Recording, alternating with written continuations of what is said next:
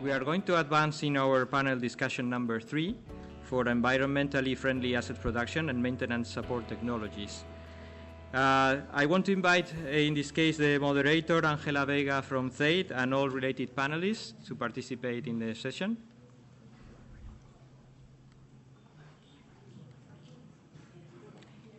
Thank you. And now they can hear me in the remote connection. So, but in any case, I will introduce with a video which is not exactly related with the content of the panel, but with the work that THEID is doing in the course of a project, and especially about the items that they are carrying out as part of the cluster cluster F leadership. So, first of all, let's go with a video from Iñaki Diaz from THEID introducing the works in development in Cluster F.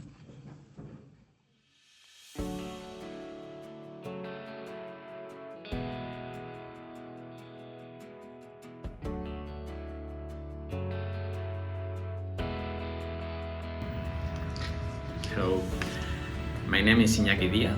I'm the head of the Vision and Robotics Research Group at THEID, a Spanish research and technology organization. And in FP3-IAM4Rail project, I'm work package leader, cluster F leader, and also system expert.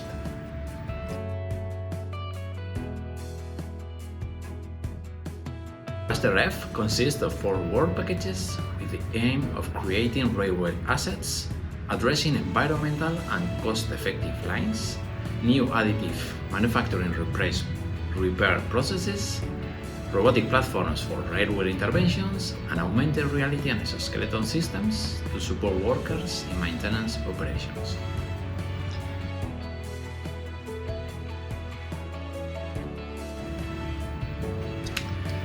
To develop sustainable and cost-efficient rail assets, the aim is to develop optimized design solutions for tracks and turnouts, decreasing environmental impact, to use digitalization for realistic understanding of dynamic effects on bridges, and to use artificial intelligence for enhanced decision-making considering climate change impact.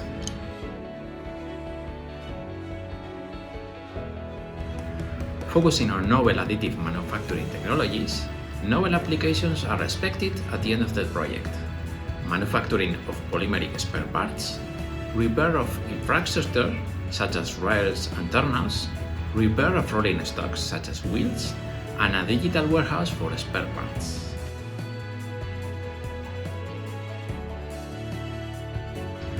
Regarding the development of robotics technology for railways interventions, we expect many developments: a multipurpose inspection robot to ensure the safe and efficient operation of the railway system, a train underbody inspection robot, a robotic platform for automated installation of balises and axle counters, a mobile robot for disinfection inside the rolling stock and inside stations, and we also have an initiative to propose a common middleware for robotic component development and reusability, as well as a novel marketplace for the technology.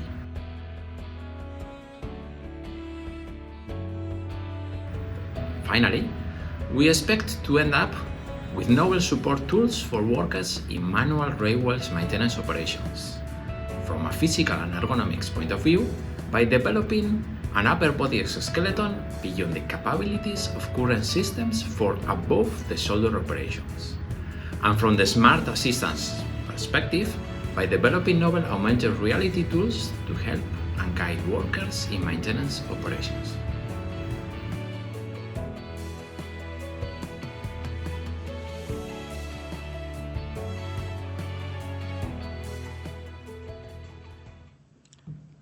So, Ángela, the floor is yours. Okay.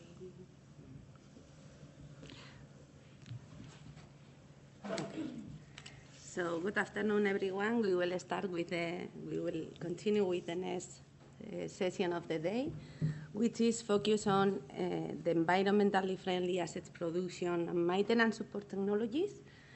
And let's start with the presentation of our participants. Starting with myself, I'm Ángela Veiga. I am a researcher at CIT, which is a research center located in San Sebastian in the north of Spain. CIT is one of the few research centers that is founding member of Europe's Rail Joint Undertaking. And specifically in my case, and regarding to IAM4Rail project, I'm leading Work Package 17, which focuses on the study of additive manufacturing technologies applied to the repair and manufacture of railway assets. Now, I will give the floor to the rest of the participants so they can present themselves.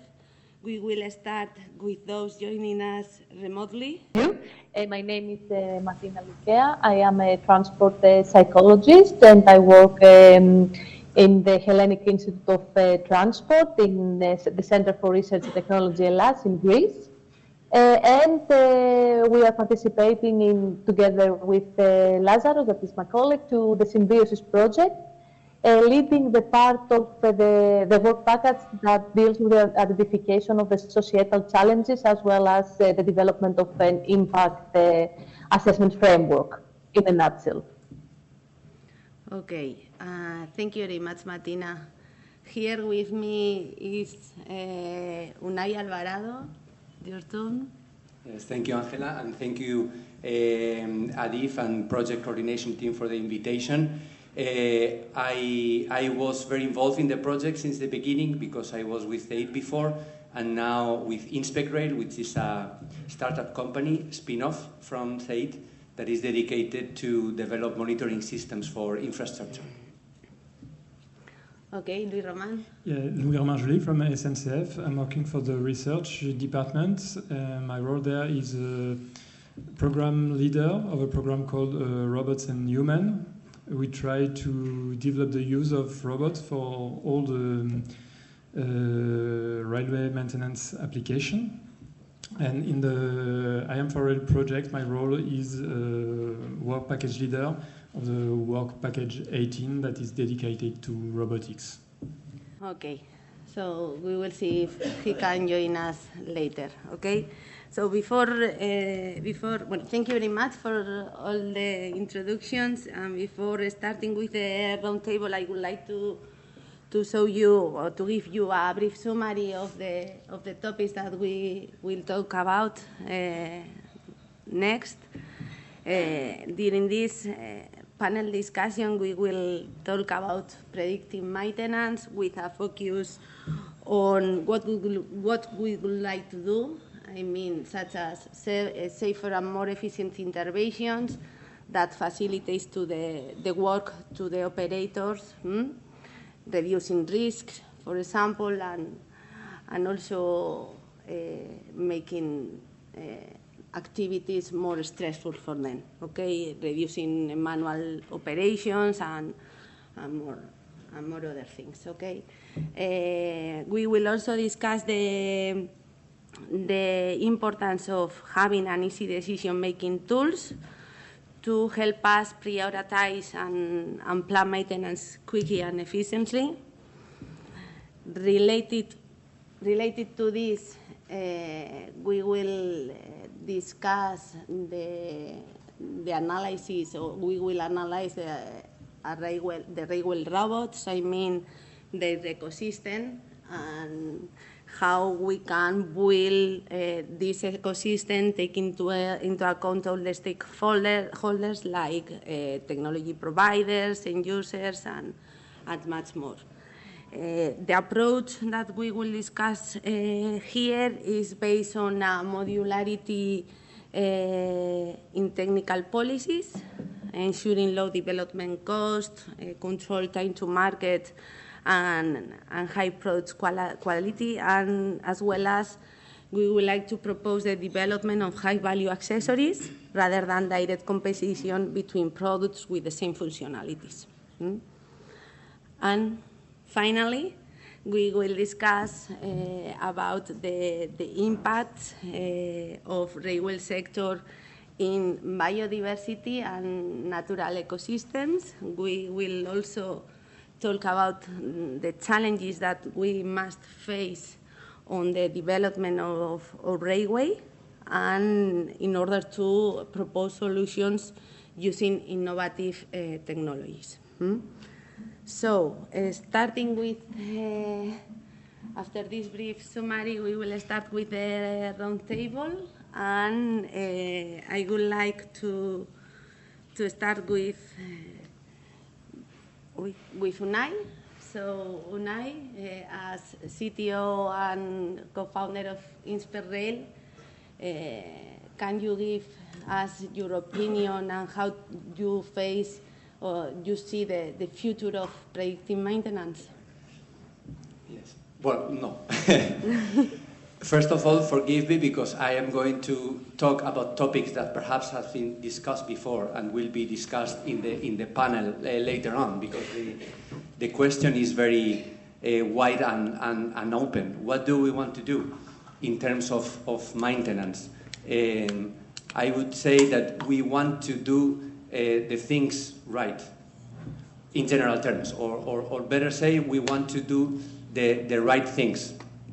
And we have been so far discussing about technology and innovation and saying fancy words like artificial intelligence and intelligent asset management system, decision support systems, and blah, blah, blah. And it is very nice and exciting, but sometimes, and this is an innovation project, we go to the clouds and we don't set in real grounds, no? And I would like to put the people in the center once again, because it was mentioned before, I think by Sebastian, no, and David at the beginning. Technology is nice, technology is exciting, but at the end of the day, there are people working. And if we think about maintenance, sometimes it's not the easier or the nicest place to be. Think, for example, about the infrastructure. There are people at night in cold weather conditions doing some inspection with a flashlight. It's not easy.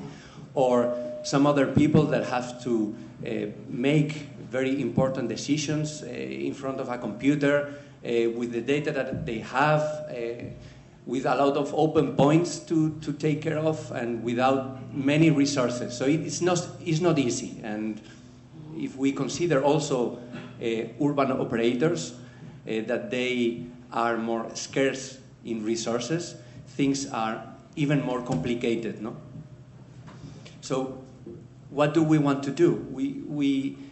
I think we want to be more efficient in our operation, and we want to spend a little perhaps less money, and we want to keep safety and all that stuff, no? But how do we do it?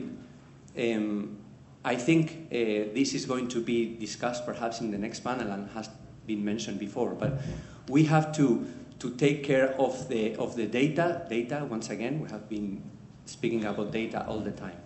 But it's not having data for the sake of having data. We have to make a wise use of the data since the beginning. We have to capture data, and we have to take this data and transform into information.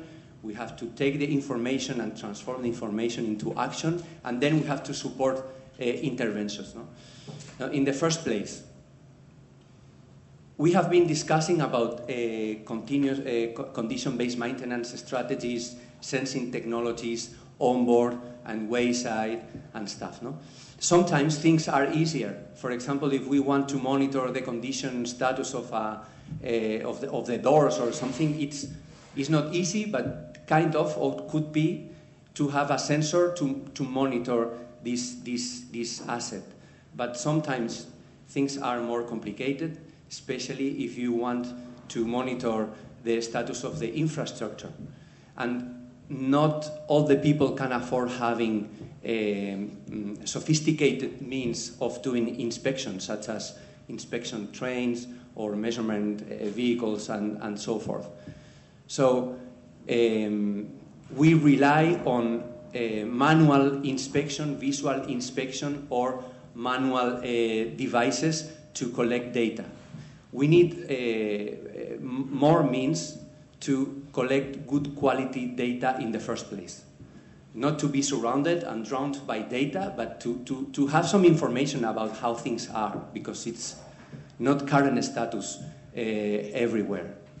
So this is in the first place, collect good quality and useful data. Then you have to transform this data into information. And we have been discussing about artificial intelligence and stuff. But for that, one important thing is to bring the expert knowledge. No? Before, Sebastian mentioned, have a seat with a system engineer, no? And so he can tell his problems so you can solve these problems. Even in the infrastructure, things are more difficult sometimes. You have to bring the expert people that is on site doing the work to try to solve the problems, to bring this data into information. Now that you have good information, that everyone knows how things are and what it's all about, you have to transform this information into action, into actionable insights. And for that, the expert knowledge is important as well. And finally, you have to support the interventions. Well, you have to do things, and you have to do things now, things next week, things next month. You have to prioritize your actions, and then you have to support the people that is going to be there on site. And Iñaki mentioned before, I think there are very promising technologies to do that. All of them, or most of them, based on automation. Robotics is one of them for sure, but there are more, like facilitating the daily activities, for example, by using exoskeletons or other wearables such as the artificial vision or augmented reality devices that make things a little easier. For sure, keeping safety of operation, but also keeping the well-being of operators. So, as a summary, we want, what do we want? We want to do the right things, right? We want to keep the user in the center. The user is very, very diverse. And we want to leverage technology to manage the life cycle of the data, from the capturing of the data to transform this data into actionable information. Thank you, Unai. So you have told us about automation in the caption of data and processing data, from gathering the data, making decisions, even in the interventions itself. But Luis Roman, as an expert in robotics, how do you see, no? How does this concept fit with robotics and its ecosystem in the railway maintenance? Yeah, Unai said like very clearly, maintenance is first capturing raw data, then understand those data, deciding, and then making an intervention, acting. And maybe I will go a bit further. I really think that robotics is one of the few technology, or maybe the only technology that will tomorrow give us new levers, new mean of actions to do the intervention more efficiently. So yeah, that's really why I think that all the railway industry will make benefits from robots. But once we say that, we say that maybe maintenance needs robots, but which robots do we need? We think that the robots we need should be modular robots. And why do we think that? Railway is not a so big market. And if each time you want a robot, you go to one company and ask them to provide this robot. it will take a lot of time and also cost a lot of money, because each time those companies will reinvent maybe 40, 50, 60% of components that will already have been developed by another company somewhere else in Europe or in the world.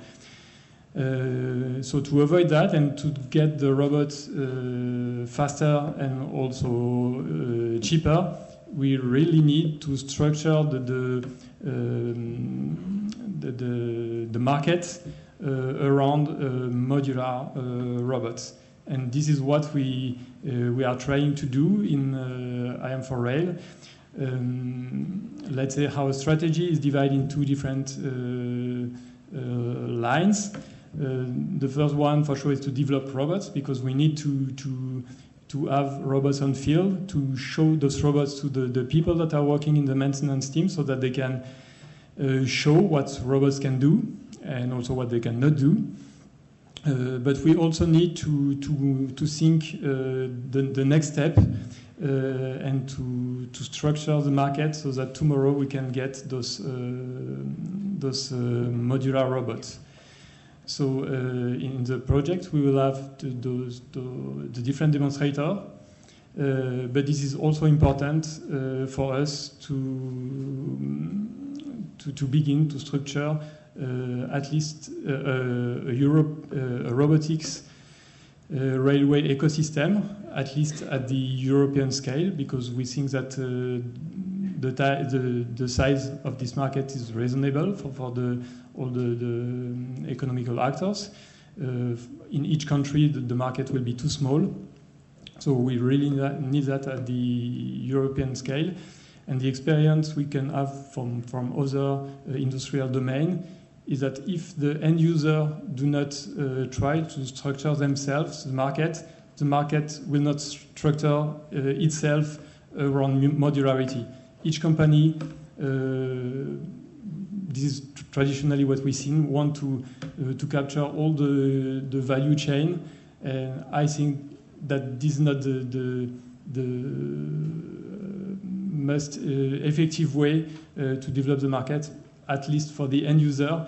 But with the discussion I had also with startups and with technology provider, I really think that both type of companies at each side of the chain of value can really be a win-win approach, this structuration around modularity. And yeah, so I really hope that in the project we'll be able to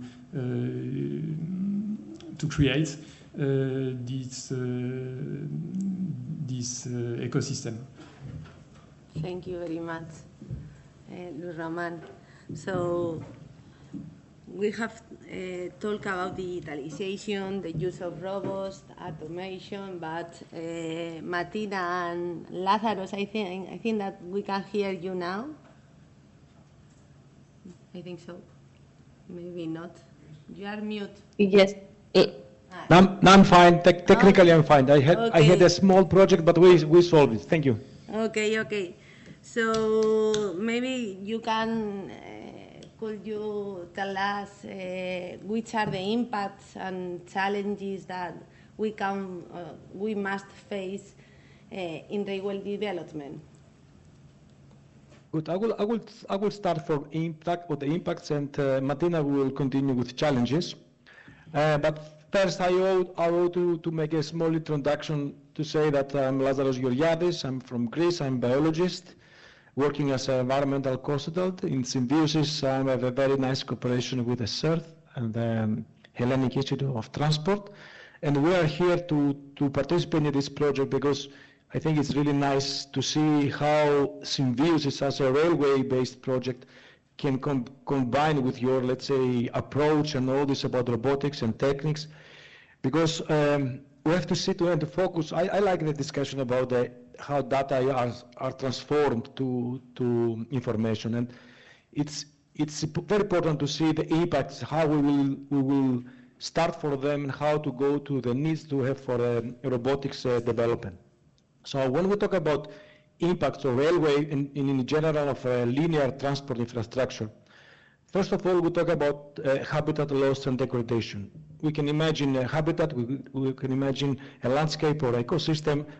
A linear infrastructure is coming through this landscape, and then we can say that all this zone or the right of the way of the linear infrastructure will occupy, it's an important loss for some species, some habitats, which means also that this big, initially big, let's say, place will be divided in two parts. So the next impact is the fragmentation. Actually, we talk a lot in our, let's say, language about the barrier effect, because species, animals, or even plants cannot move forward because there is a barrier in front of them, which means that all this genetic communication is really on a trouble because there is this fragmentation between the two parts and is dividing the two populations in two subpopulations and so on. On the other hand, maybe for us as human beings and drivers, actually, not as passengers on a train, more obvious problem is when we are, let's say, in a collision with an animal. When we have the wildlife mortality with a car, then it's obvious. The train, it's obvious only for the driver of the train. But this means that we have to be more careful of how we can manage all these impacts and how to reduce this impact to the local population, because in some cases, especially when species, protected species and important species are close or inside to the protected areas, and the railway or a road or a linear infrastructure is going through these areas, then maybe the population is really in critical situation of extinction if this mortality is quite in a high level.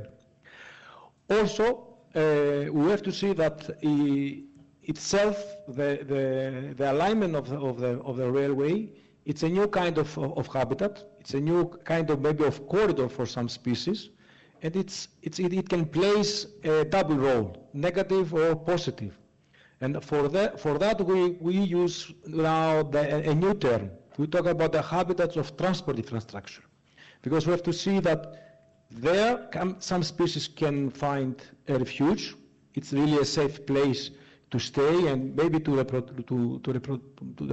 a reproduction, for breeding. And we have such cases with a double, let's say, role when badgers, for example, are making dens underlying the railway lines.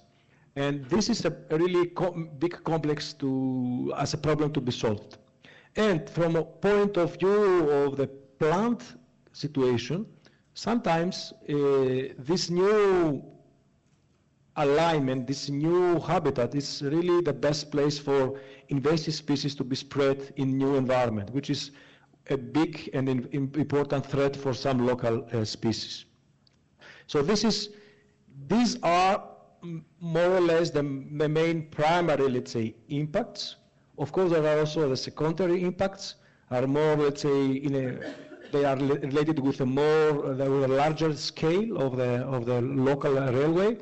But this is something that we have to see when we talk about solutions. But we can talk again just after the challenges that Martina will explain now. Mm-hmm. Thank you. Thank you very much.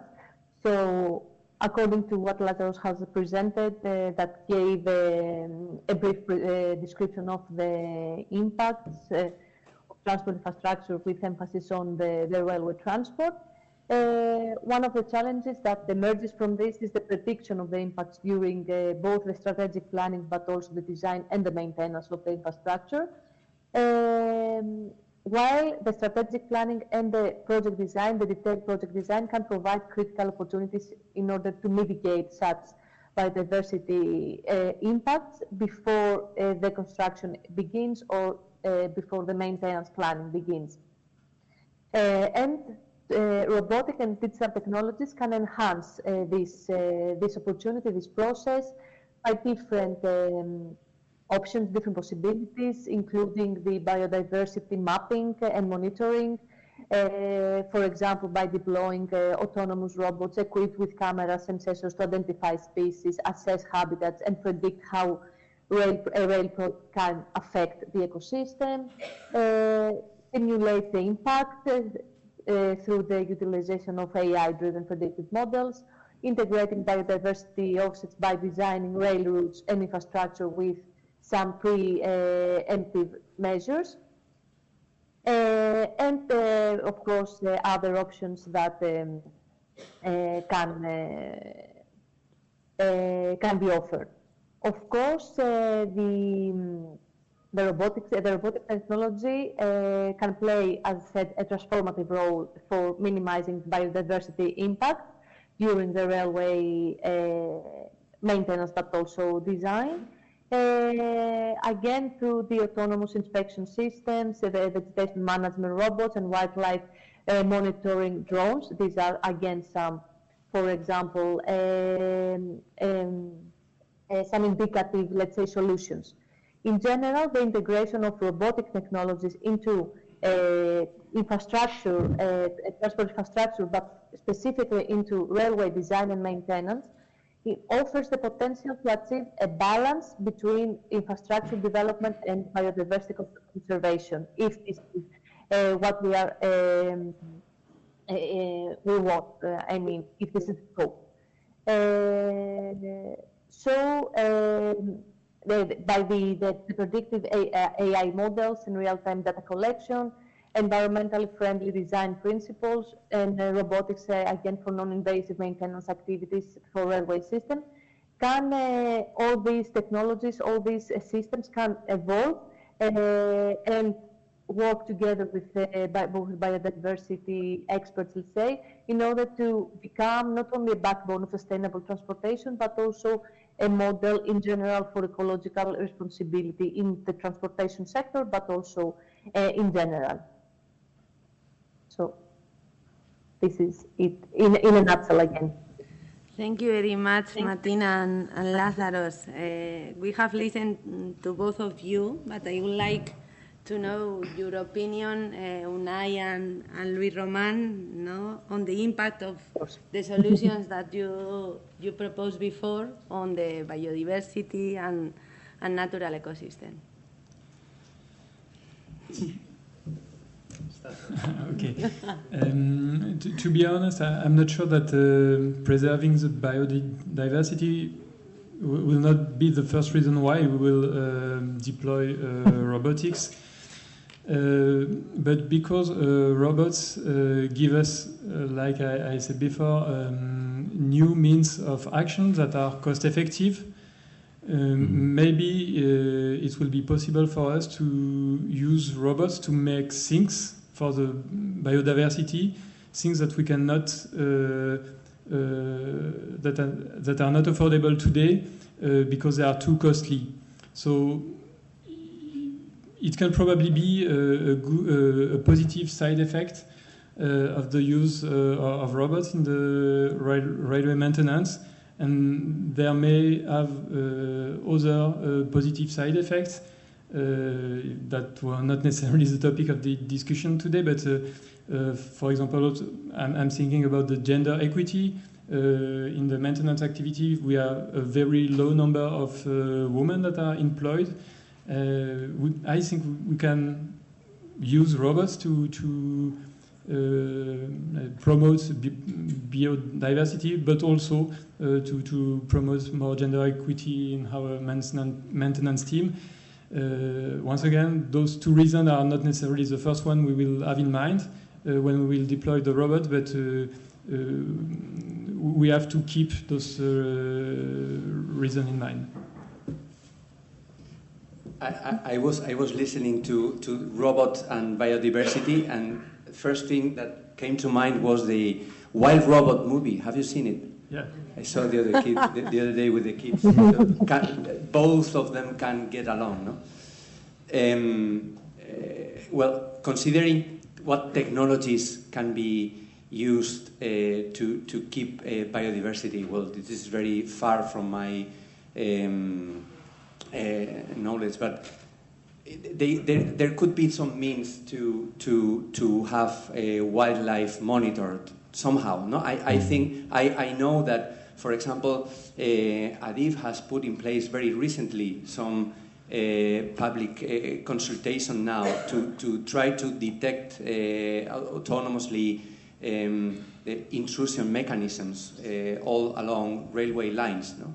Perhaps doing something similar to detect wildlife could be something interesting. I know that other technologies, such as satellite monitoring systems, could also be useful to try to monitor ecosystems not being invasive with the habitats.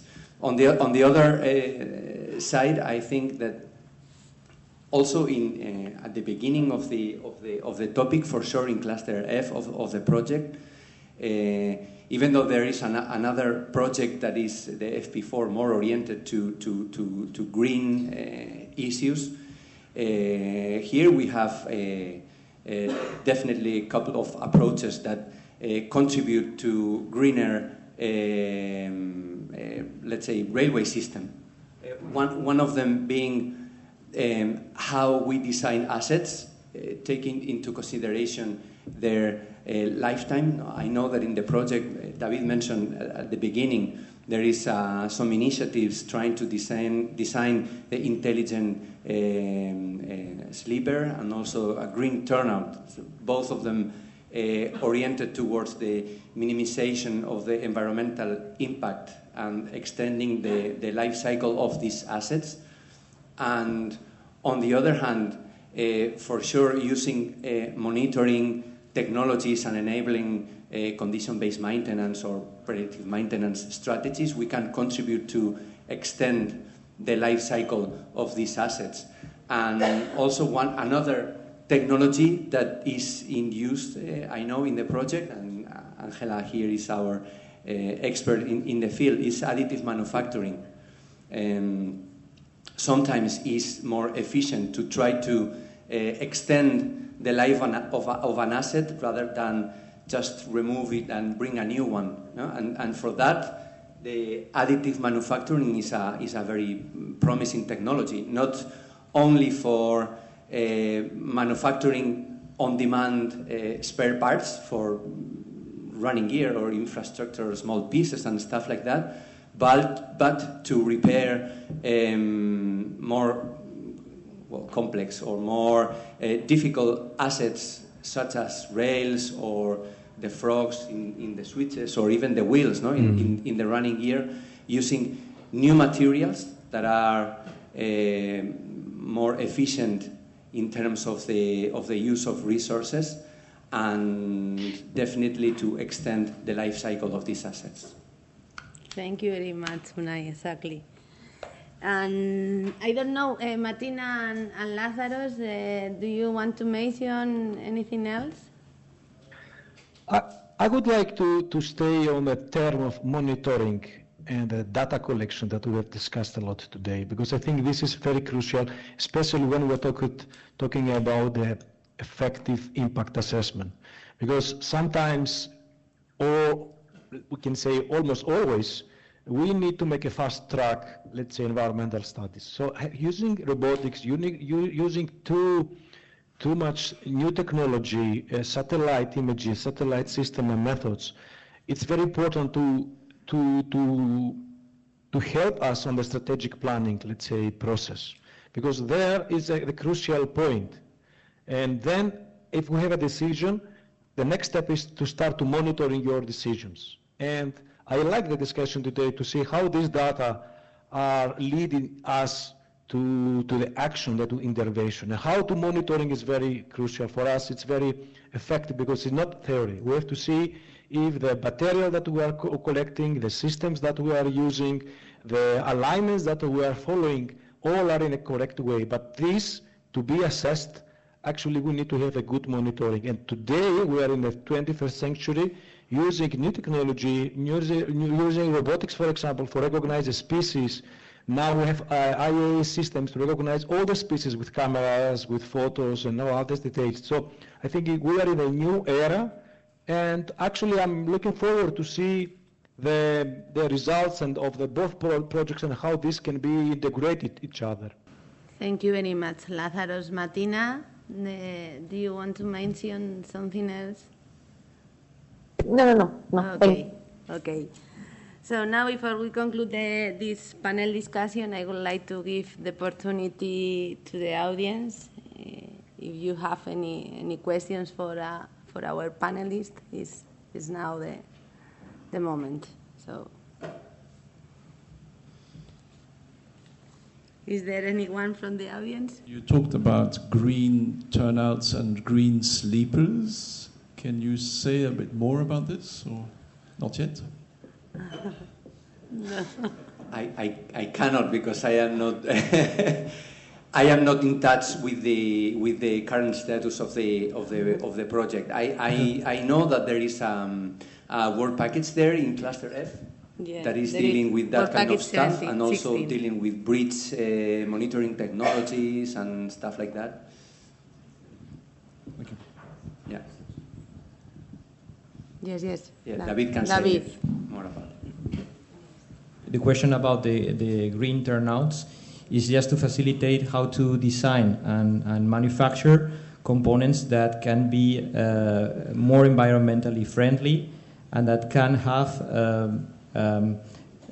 reduced capabilities for consumption.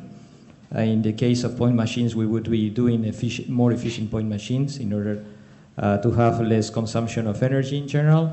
And also for the sleepers, what we are trying to do is to try to manufacture that with less level of CO2 emissions, but also trying to achieve all the right level of specifications when we are looking at mechanics, durability, properties, etc. So that's the main aim. It's voestalpine who is taking care of the part of the green turnouts. So as we have representatives here also from voestalpine, of course you can make the questions further on. I prefer not to tell too much because it's preferable that the work package leaders themselves tell you more about it. And you mentioned the wild robot, which is a really good way of exemplifying that. How can natural life communicate with artificial life?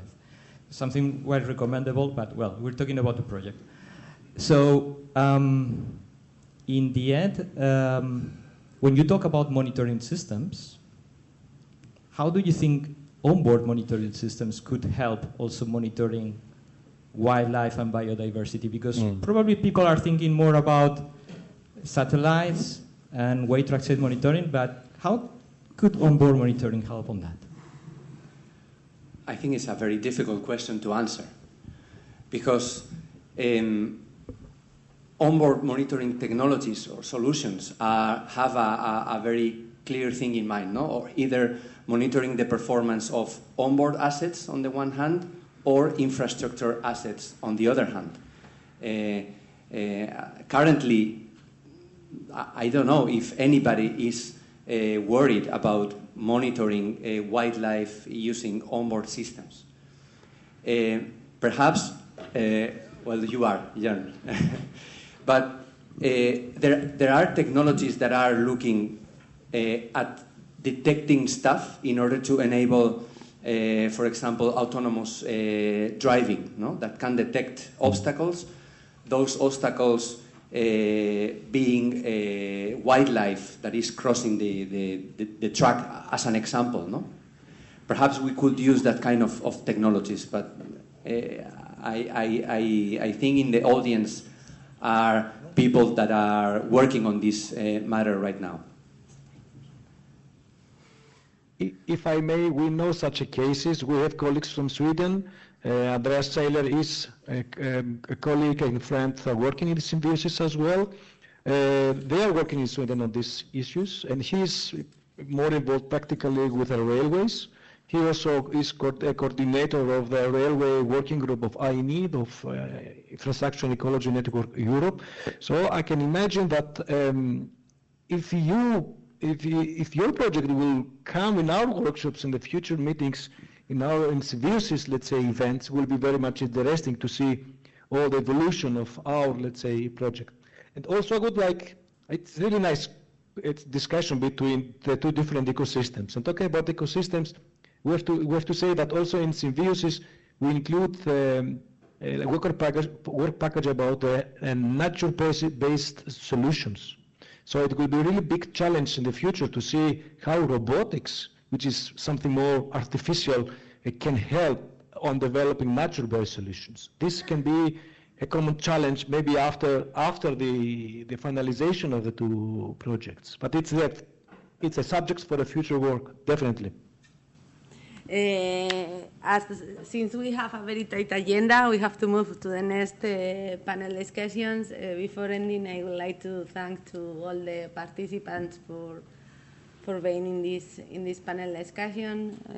Thank you all for attending this event, and thank you very much.